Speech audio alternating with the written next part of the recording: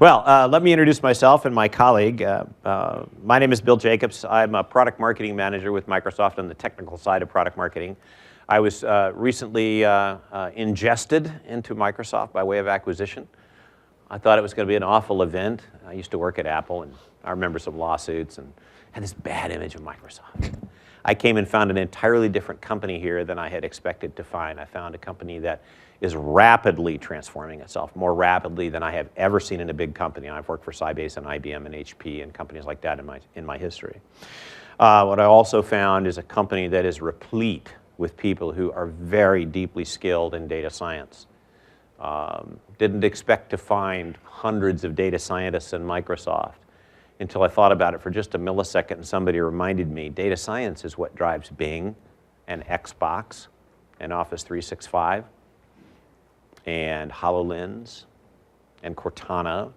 And so we've been able to bring the technologies that we created at this company called Revolution Analytics inside of Microsoft and find a whole new way to take those products out to market to those of you that are trying to embrace the R language alongside other technologies like Python and BI tools and databases and Hadoop clusters and Spark clusters and cloud-based instances of data lakes.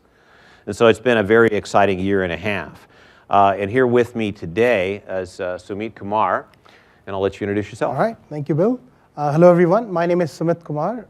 Unlike Bill, I'm a long-time Microsoftie, been there almost 12 years now. I work in the Microsoft R product team as a program manager. That's the team that was formed after the acquisition. Prior to that, I spent a few years in Bing. I was doing some machine learning and NLP-based work that resulted in some text understanding technologies that power Cortana and Outlook scenarios. Prior to that, I've spent a few years in Visual Studio, mainly working in the C++ IDE features. So that's about me. Now I work on SQL and R integration. So that's what I'm going to demo after Bill's part. What do you, Bill? Good. Well, based on what I saw from the show of hands as you guys are coming in, I'll go fairly quickly through the slides.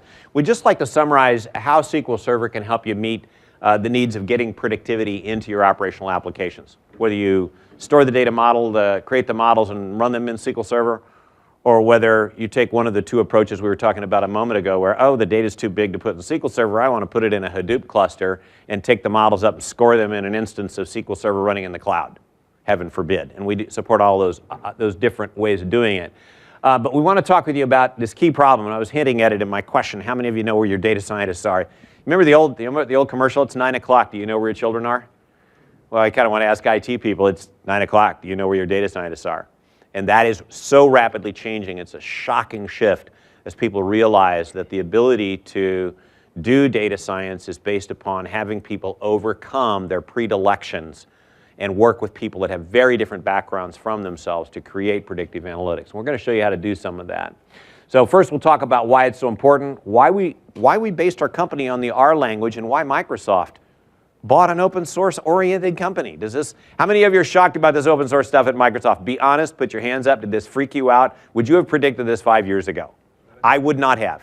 I'll honestly tell you. I did not know that Microsoft could make that rapid a shift. Largely an effect of the changing of the guard in the executive office, but a lot of change throughout the organization. We'll talk about what Microsoft R is, and then I'm going to turn it over to Sumit to give you quite a detailed demonstration of the particular instance of Microsoft R in SQL Server, which we call SQL Server R Services. It is the same technology that we sell as Microsoft R Server for other platforms, and it is fully compatible. And hiding in there is the key capability that does two things. One, I can develop in Windows, run in the cloud. I can develop in the cloud and run in SQL Server. I can build a script in Linux and take that same script over and test it on larger data in a Teradata warehouse. That's all cool. That's portability. But let me ask you a question. How many of you think Hadoop is going to look like Hadoop in 3 years? How many of you want to build something and have it last longer than the lifetime of Hadoop? The greater value of portability is the abstraction it provides the data science team who are trying to work on data science problems and not get entangled with platform issues. what it allows you guys to do. How many of you are really IT professionals versus data science? Probably mostly IT here. Show of hands? Yeah. How many of you want to have to do, I call it the painful walk. The painful walk is when the CIO goes walking down to the data scientist team manager and says, we're changing platforms. And he comes out with blood on his lapels because that's so painful. By assuring that we choose tools and build tools in a way that they're abstracted away from the underlying platform, we hopefully make the painful walk survivable. And so there's a couple of attributes of the product we want to show you.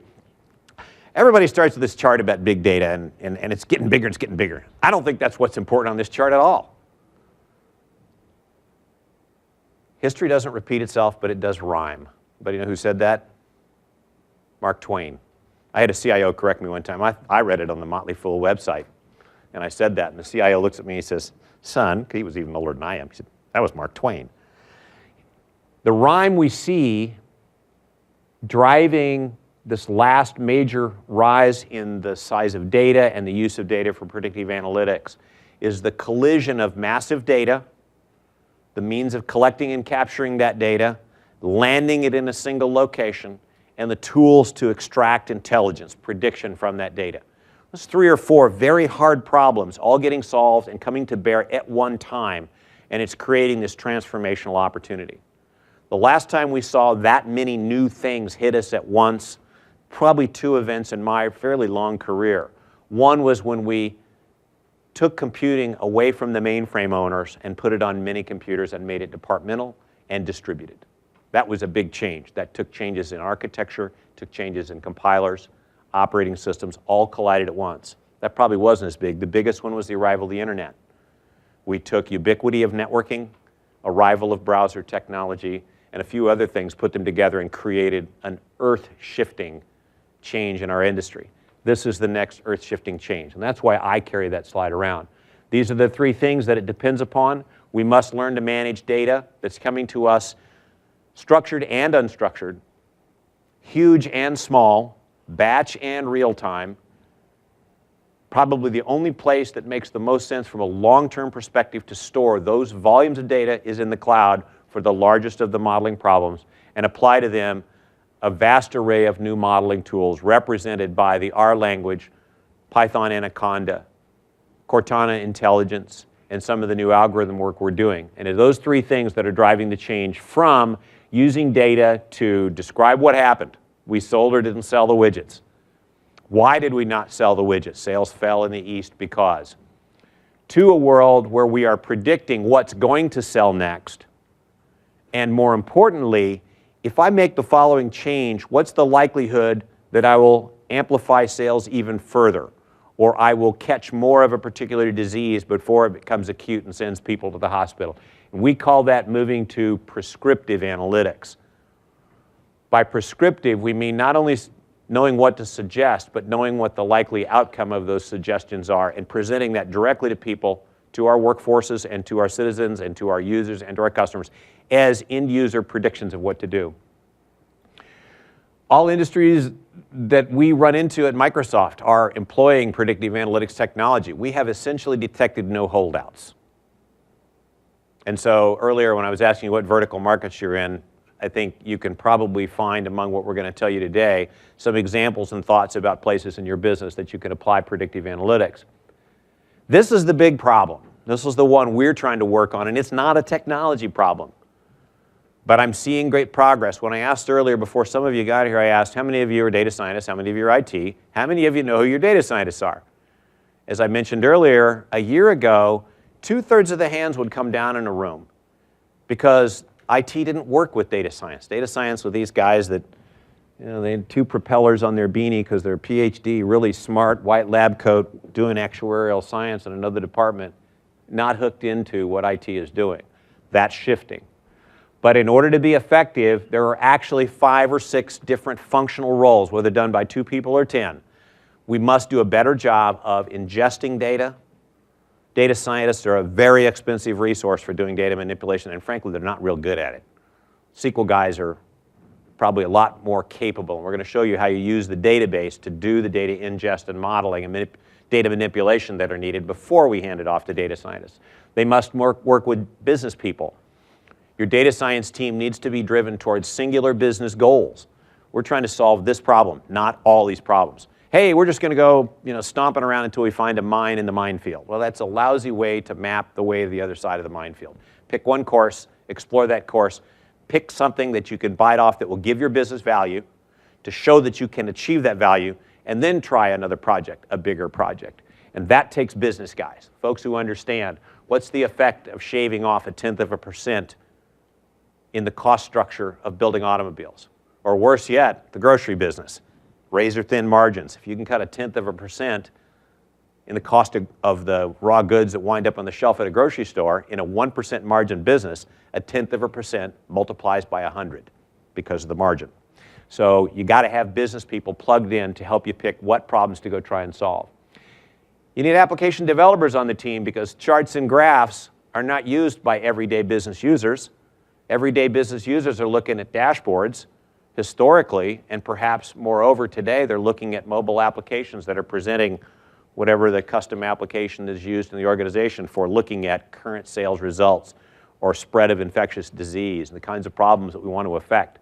And finally, the data management guys, most of you, are key to building the platform on which those 4 other teams can work together. This is the key to conquering business analytics for your organization. I'm not going to spend a lot of time on this, but I'm going to make one reference to the top bullet on the upper left. Why is R important? It's important because there are about 3 million R users in the world, as best we can tell. It's taught in about half of the universities.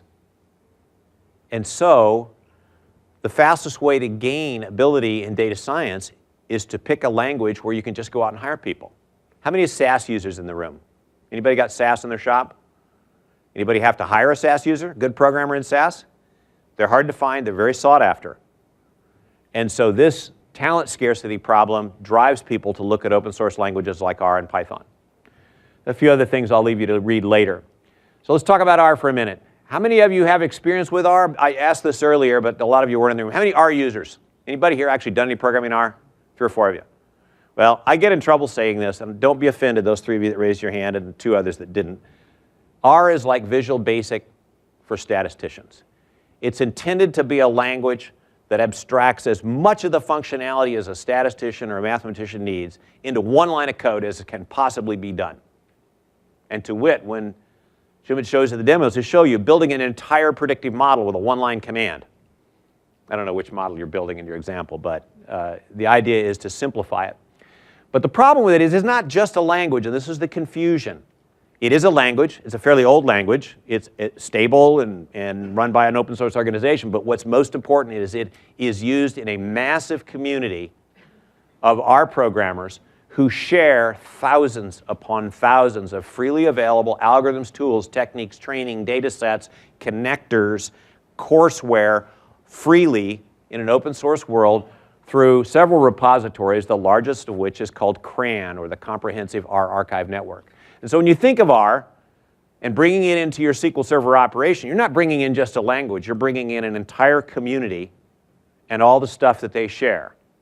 And so this is what I would have you take away. Is think about this as essentially an ecosystem addition to SQL Server, not a technology. I just built this slide a couple days ago. I found the latest results of language popularity. I was kind of shocked when R jumped from 9 to 6 in 2015.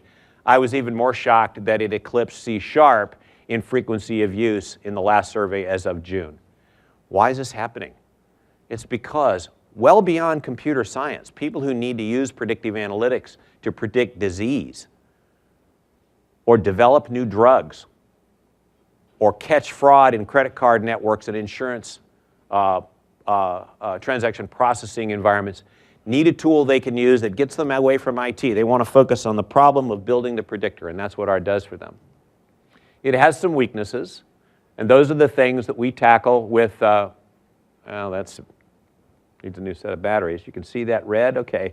Among the products from Microsoft, the 2 lead products are Cortana Intelligence, which is cloud-based, drag and drop, ease of use, intended essentially for the citizen data scientist who needs to experiment rapidly, and Microsoft R products, both the R Server and the SQL Server R Service, that are targeted to those people that are coming into the organization with R skills. What we do at Microsoft with Microsoft R is we take the open source R language, we provide commercial support for it, because as an open source language, the only support available, outside of Microsoft, of course, is on a bulletin board, essentially a website. It's a community-based support model. How many of you can deploy open source in production without a commercial support contract? Wow, that's the lowest show of hands I've ever seen for that question. Increasingly, regulatory guys and governance guys are saying, no contract, no deployment. And so what Microsoft brings is the ability to commercially support and then deploy R as a production tool in your organization. We've vastly improved the speed and performance for certain parts of R, particularly those areas of R where it's used to analyze and create models on large data sets. We build massively parallel algorithms that run on your workstation. Use all the threads on your workstation. Take that script over and run it in a Hadoop, and it will take all of the nodes in the MapReduce cluster and break the problem up in 500 pieces instead of 4 pieces, and run the very same computation on far larger data with no change to the code, giving you speed and scale to tackle the big data problems that we know we're going to run into. And finally, flexibility and agility will show through in a number of ways. Portability. We do not deviate from the R language standard, so the people that know R are going to continue to be effective with Microsoft R. So this is what we seek to do with R, and then we take these values and deploy them out via SQL Server, standalone R servers for Windows, Linux, Hadoop, Spark, and Teradata, and instances of Microsoft R available in the cloud through single virtual machines. The Microsoft Data Science VM that you can download for free has Microsoft R in it, and the HD Insight product has a premium edition that adds Microsoft R in parallel in Spark in the cloud. So take it to you in lots of different places. This is a block diagram of what it is. The 3 blue blocks at the right are dedicated to the problem of getting large data in and analyzing it. The IDE is an area of addition. How many of you use Visual Studio? This better be all the hands. Anybody here loaded R tools for Visual Studio yet? We open sourced the additions to Visual Studio to provide an R-like IDE with direct access to the interpreter and debugging and IntelliSense code completion and introspection of variables and depiction of graphics that are generated by R to make Visual Studio capable of being an R IDE. And are you going to show Visual Studio? We'll show that a little bit. So we're very busy in creating these things. We have a family of products. I've already mentioned that. And record time, less than 15 minutes. And we're done with the business talk. And I'm going to turn it over now to Sumit to give you You actually have a few more slides to talk about, and then before we go into the demos. Did I? I thought. You can skip past? You can skip. Oh, okay. I'm sorry. I forgot we had these in here. So this is what we have built in SQL Server in particular. We've taken the R server capabilities and embedded them within the database for one reason, essentially, at the top, but several hidden reasons. The top reason is to achieve performance. We had a large client running a large EDW trying to score all their customers according to 30 scores every morning. And their name is only 4 letters, and they're in California. They run an auction website, but we don't have permission to use the name, so I can't say it. 4 letters, all a different color. And what they were doing was running these 30 predictive models across their entire customer file every morning. One of the models took 6 hours to run, just one. They could not do what they needed to do. They analyzed where all the time was going, and certainly running the model was eating up a lot of time. But the greatest time consumer was hoisting the data up in the EDW, shoveling it over the network, creating enough heat in all the routers to cook breakfast for half of San Francisco before they had the data instantiated on the engine, the compute engine that did the modeling. And so the first big benefit to putting R in a database is simply not shoveling data around. The second big benefit is the data's not on the network. If it's not on the network, it's not as vulnerable to attack. Those are the 2 big benefits, and there's a lot more. The second thing that we provide is the ability to overcome a traditional R memory limit. R, when it runs, acts on data in memory, in a data frame. The structure used in R, and now it's parallels of that in a number of other platforms. We broke through that paradigm by building algorithms that ate data a chunk at a time, whether on Windows. I keep looking at you for Windows. I hope you use Windows. You're my poster child for using Windows on the desktop for whatever reason this morning. We broke through the memory limits by building algorithms that would consume the data a chunk at a time. You have to rebuild the math to get there, right? But once you do that, you can now conduct the computation in multiple threads on a Windows machine, multiple processes behind a SQL server, multiple nodes in a Spark cluster, because you've now decomposed the problem into a series of very small steps. And that was the massive innovation that propelled Revolution Analytics to the point where Microsoft would buy us. That is now in SQL Server with the R services. Finally, it's very cost effective.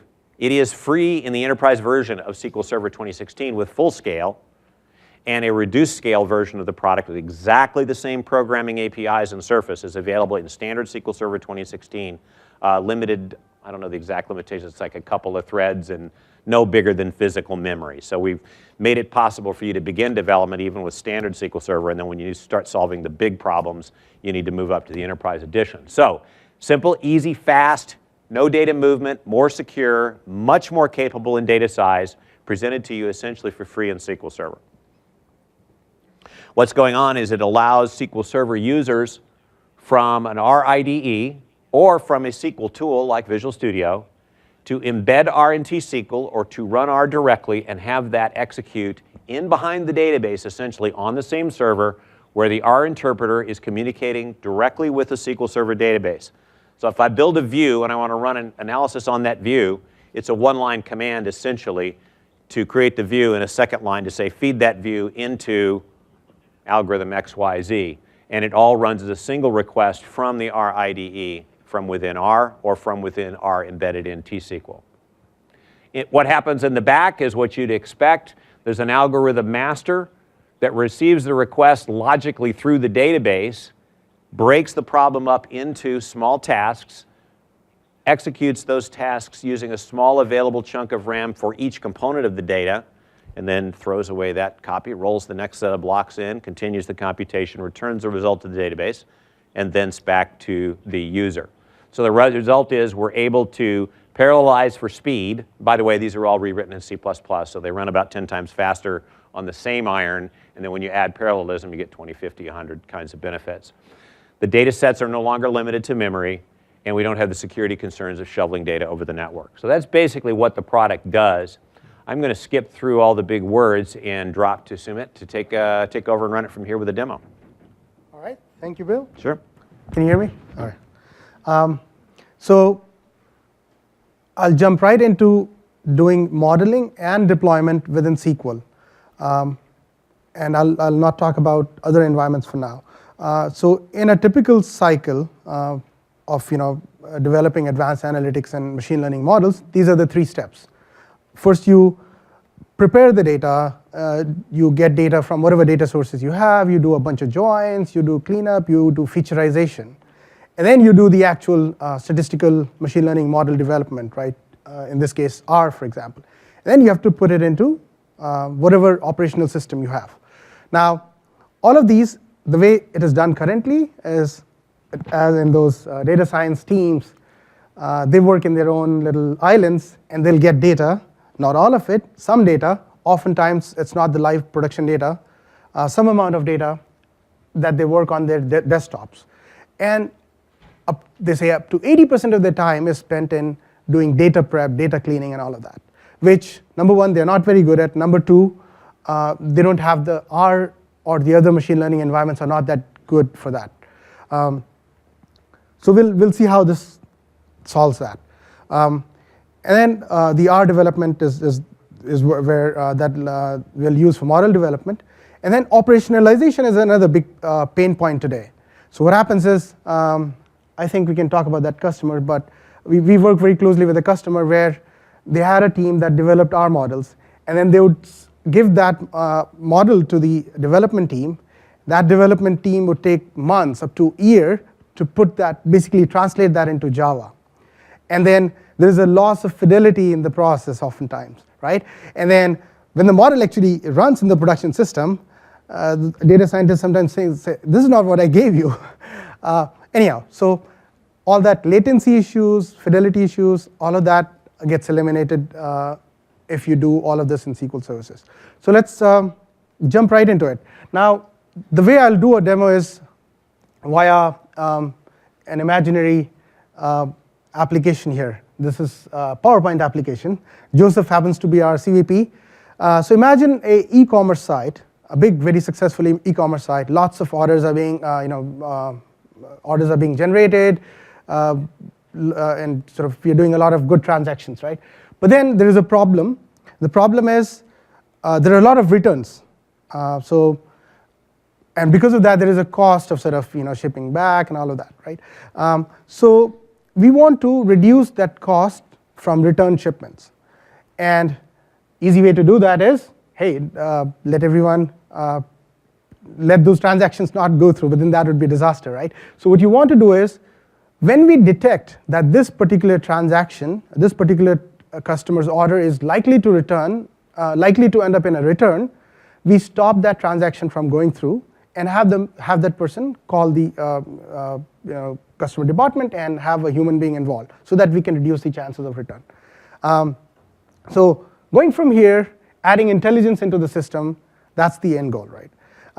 So from a database perspective, in this demo, what we have is shopping carts getting created and coming into two tables, orders incoming and line items incoming, and some of them result into actual submitted orders, and so again orders and line items tables, and then we will create a table for storing the model. That's where the intelligence lives, right?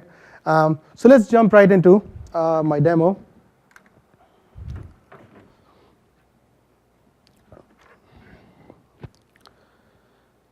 So the tables that I just talked about, let me just clean those tables here.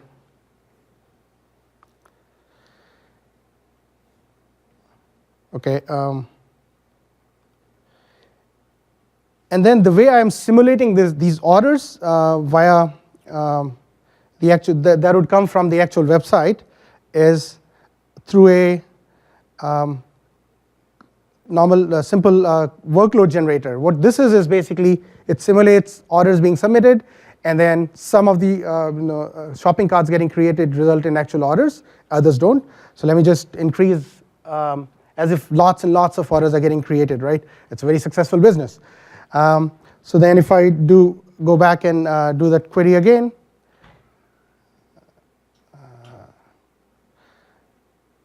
I'll see that the top two tables that you're seeing has new orders, and it keeps changing, and the bottom two tables are increasing monotonically.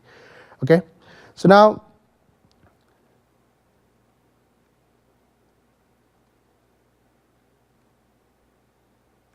I just did that. Sorry. Control R. All right. So now this is where the data preparation part comes into picture.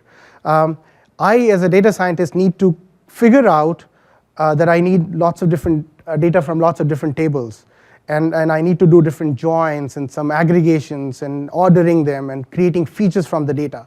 This is typically a very expensive process, right? So I can do that here using a simple query in SQL. And the things that SQL is very good at, right? All of these things are natively supported. Not only that, in SQL 2016, as many of you must be familiar with, right? There are advances in terms of in-memory row stores, right? And columnar stores. And on the in-memory stores, you can use the stored procedures which are actually natively compiled, right? So all of that gives you a tremendous performance boost in terms of just simple queries that you need to do on data during your data prep step. So what I'm doing here is finally, so let's say I've determined that I need to use the order status where the status is F and type P and S and so on, and then I need to work with the number of returns and number of ship returns, etc. And what I'm going to predict is when the number of returns, how likely is that person, this customer, going to be in terms of his total number of returns being more than 30. So that's the task that I need to predict.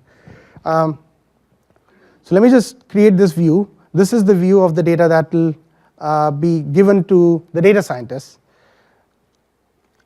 So here I execute it. Now let me, while this is happening, let me just show you how some of these things are, these tables are created, right? So for example, this is the orders incoming. There are lots and lots of rows being generated, but not all of those need to be persisted. So that's an memory optimized in-memory row store database for that, right?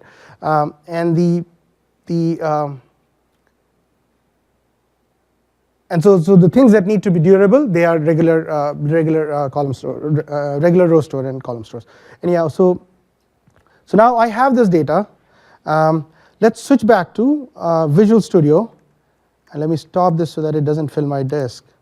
So what you're seeing here now is your familiar Visual Studio, but on top of that, you have R tools. Some of you raised your hands that you've tried it. So you get all the benefits of Visual Studio in terms of excellent debugging capabilities, excellent intelligence, semantic colorization, code completion, and all of that that Visual Studio is famous for. On top of that, you get the goodness of the open source R IDEs that people are familiar with, right? The plots show up in the right corner, and all the things that people are familiar with also is available here. So here I'll take that data that was given to me by the data team in terms of that view, and I'll build a model on top of that. So I'll not go into the details of the R language per se in this session, but in this line, what you're seeing is a scalar library that Bill talked about. This is the library where all of the Microsoft's high performance hyperscale algorithms are included in, right? So I just go and enable that.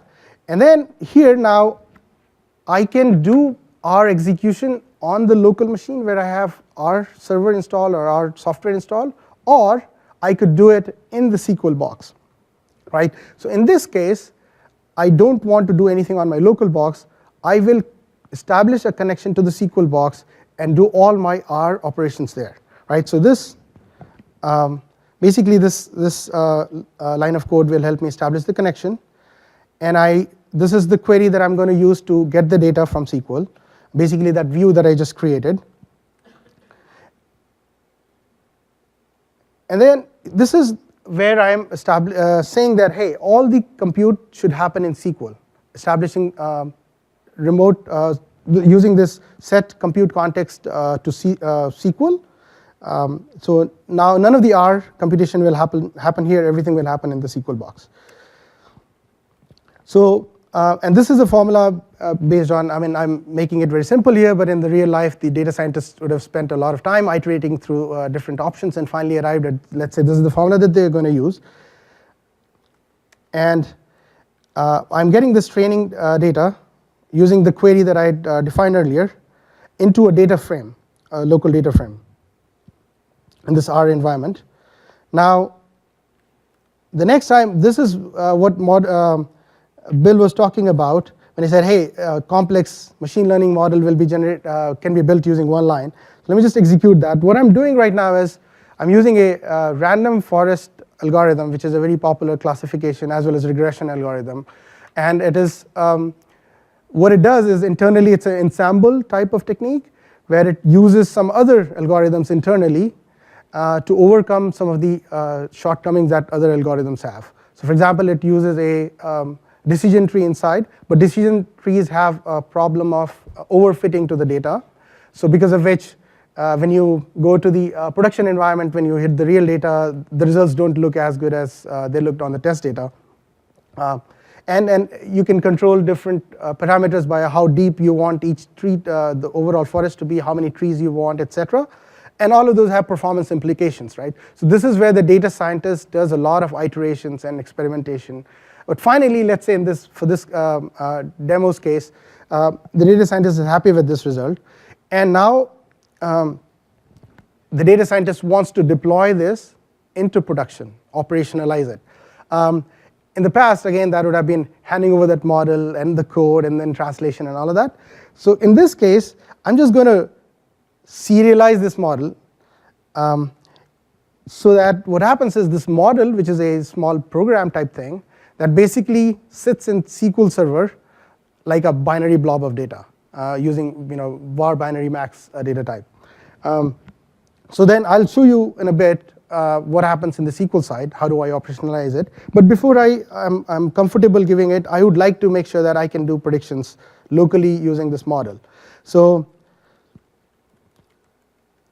let me just load the model again back from the unserialize it back into memory, and then I have test data from another view that I want to make sure run this on. So and I'm using these lines. I'm saying when I do the predictions, I write it back in a table called customer return prediction. All of this compute is happening in the SQL box, right? And then I'm basically doing a prediction. So right now, what is happening is it's using that model that was built and taking that data, and every single row is getting scored, and predictions are being done. So let me just make sure that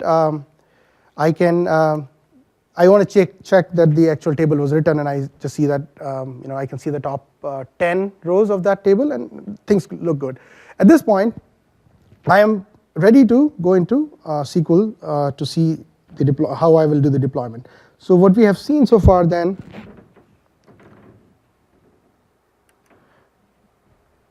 is this scenario, right?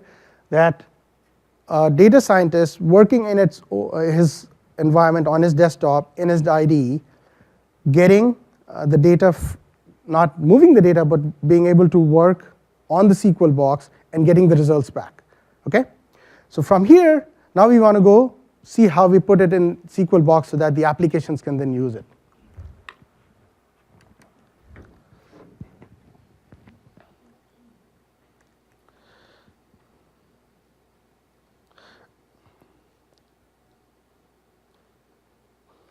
Okay, so what you're seeing here is exact same script that I was showing you in Visual Studio. Unfortunately, there is no semantic colorization here, so you can't make that out. But trust me, this is exact same script here, right? Okay, so in here, you will notice a new thing called SP execute external script. This is a new system stored procedure that we have created to run our code within T-SQL. So when you invoke this stored procedure, what happens is it calls an external runtime, in this case R, and then it passes the compute to that, and then when it gets done, the results is then passed back to T-SQL environment.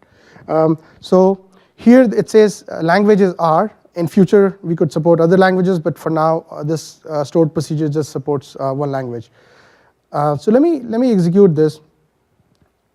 Same model that I was talking about.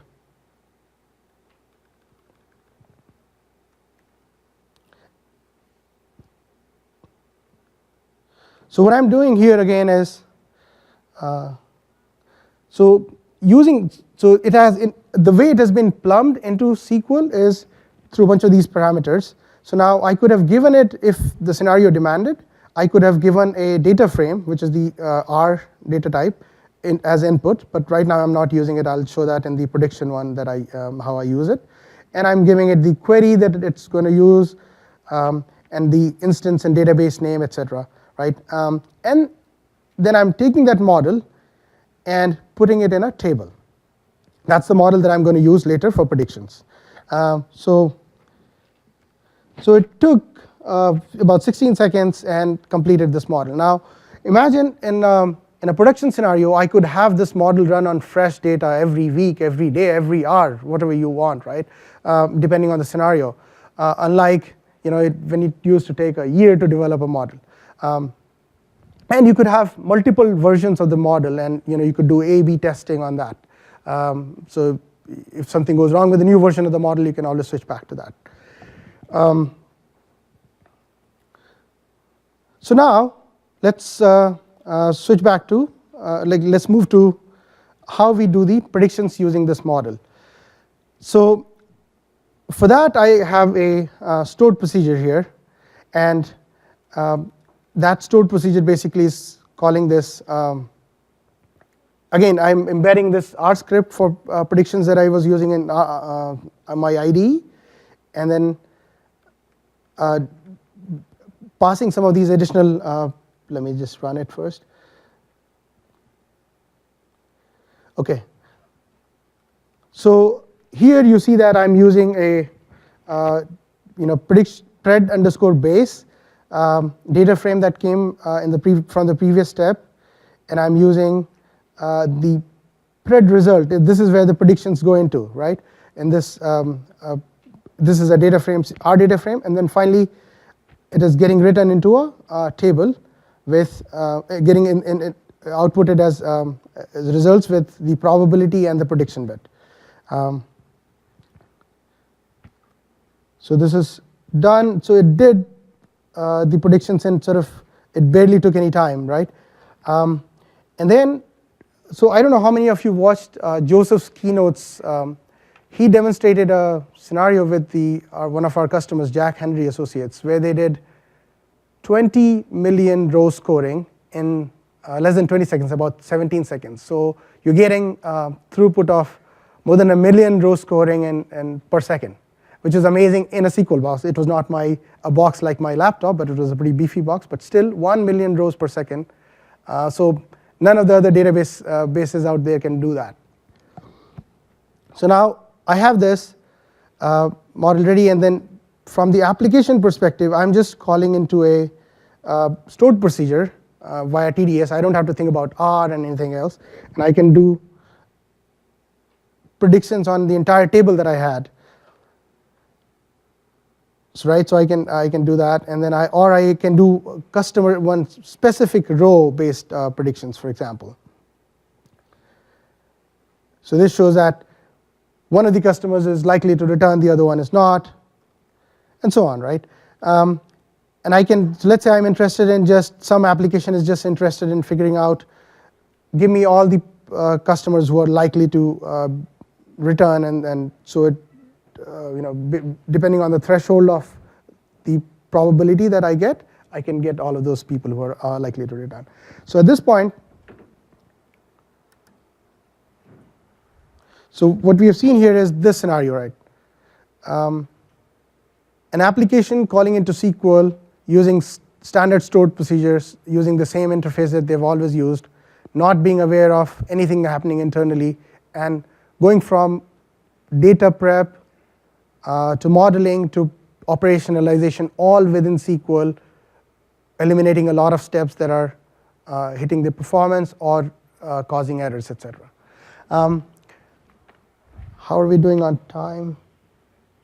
3 minutes. I was going to show you one more demo where the model is actually built on HDI, on big data, and then the model, since the R server, underlying R server software is exactly same, you take that model that was built on HD Insight, and then you just basically bring this model into SQL and operationalize it on the live data in your OLTP system. No changes required. Exactly same similar situation. But I'll skip that. Over to you, Bill. Yes. Okay. We have 1 or 2 more slides here. So there are lots of places you can go for help with predictive analytics. I mentioned a lot of them before, and that is that there's lots and lots of training in the public domain that you can go and take. There are a number of additional, is this our slide? This doesn't look right. This is the standard IT slide that okay, very good. I'm going to go ahead and ask that we just close down and talk about the evaluations. If you could take some time and evaluate this session, we'd appreciate it. But for getting started, the capabilities of R in the database are fully documented with SQL Server 2016. There's lots of resources available on the website. As people who are primarily SQL Server DBAs, I think a lot of you are, there's a fairly prescriptive set of things that you need to do. I even got slide presentations on these. When your R users start using the database, you will need to install, you will need to provision them, you will need to give them permissions, you will need to help them load packages. Remember I said there's 8,000 shared packages? A lot of times they're going to want those running in the database, and there's a process for enabling them to use that. But all of that is very well scripted out in the documentation, and we have presentations on it, so that's kind of a next step in learning how to help your data scientists work with R in the database. For the more sophisticated questions like how do I set up an environment to collect big data in the cloud and model on SQL Server. We'll be doing some white papers. We have presentations. You saw the demo here. We have presentations that describe some of those processes well, and as you encounter those cases, your field pre-sales teams will be able to help you explore how to do that. Most of it's pretty straightforward. With that, do we have any questions from the audience? We can stay around for a little bit afterwards. I think we've got probably 15 minutes before they take the room away from us. So before we take a question, I just want to add one more thing. I know all of your SQL users, and you're very, like some of the questions might be about security and permissions, etc. So considering this is an open source R thing, so the way we have integrated R into SQL is when that special stored procedure fires up this R, there is process isolation, right? So one R process cannot talk to the other R process. And not only that, it's behind firewall, so it cannot even talk to internet. So we have done a lot of security-related thinking in that integration. So I was curious, building and executing these R models, how expensive is it on your SQL Server instance? The question was how expensive is building R models, and will you observe it in the console and watch the performance of other parts of your SQL Server engine degrade as your R users come online? I'll take that. So it depends on the kind of model that you're building. Some models by nature of, for example, this random forest is kind of expensive model. But then you have the ability to configure how much resource you want to allocate to R. So there is resource governance built into it. So you can configure how much memory, CPU is utilized for R. So you can do all of that. You will notice that the big algorithms, particularly random forest, do eat a lot of resources because it's trying lots of different trees and it's doing a lot of parallel computations. Things like linear logistic regression, you won't hardly notice. But you will need as a DBA to learn where in the console and what the task is called and where to sense it. It comes preset at about 20% of resources maximum for R, but you can tune that up and down as you need to. Will you ship that over to reporting, for example, to build those, like a reporting node? Absolutely, yeah. For those of you that are leaving and need to go, thank you very much for your attention. For those of you that have more questions, stick around. We'll be here for a bit. Other questions? Yes? In the demo, which you have just seen, there's a reference to formula. Uh-huh. Is it the formula is kind of aggregation or some kind of equation of collection of all the attributes that we need to make this product? It's basically saying that this particular dependent variable, this is the independent variable and the rest of these are,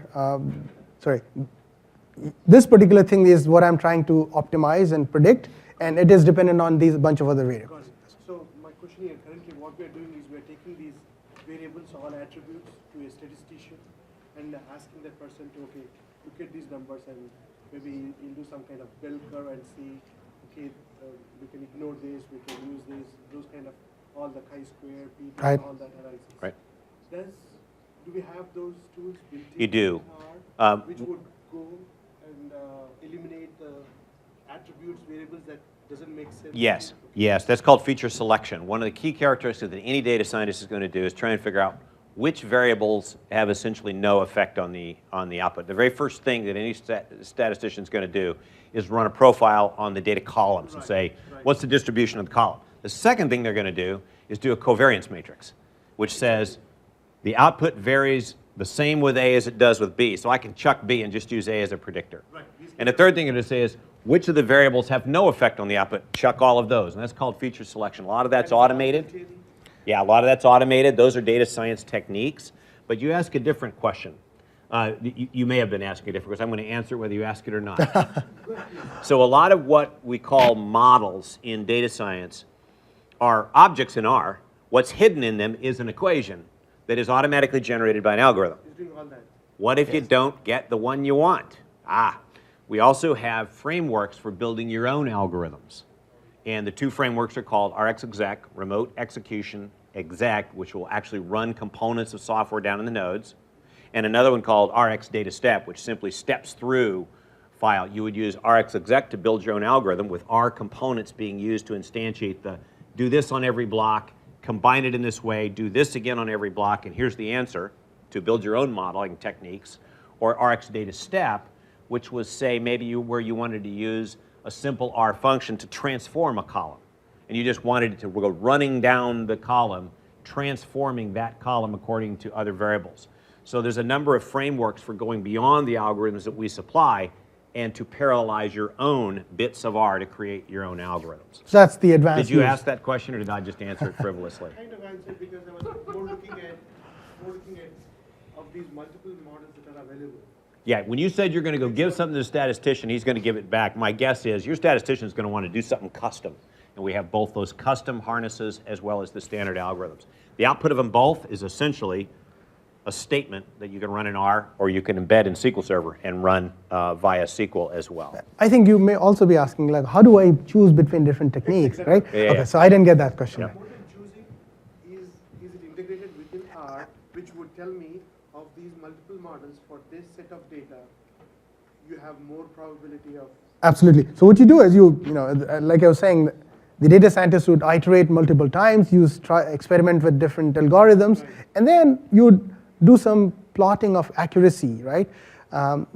You'll do area under curve plots, right? Which is all built into R, right? Open source R, everything. It's still typically up to your data scientist to, so that the data and the format the data's got to be in to go into one algorithm may not be the same as another. Right. Some algorithms work entirely on linear variables, other algorithms work entirely on Booleans, some expect mixed. The data scientist is going to have to featureize appropriately for each, but the algorithms are easily then executed, the results are easily measured, and then you can compare them. There are some tools in the market which will actually take your data and run 4 different types of models, transform automatically, run all models and tell you which one was the best. Yep. They're not real reliable yet, but So they're getting there. We are limited to logistical regression because Yep. statistician is helping us. Yep. So we cannot apply.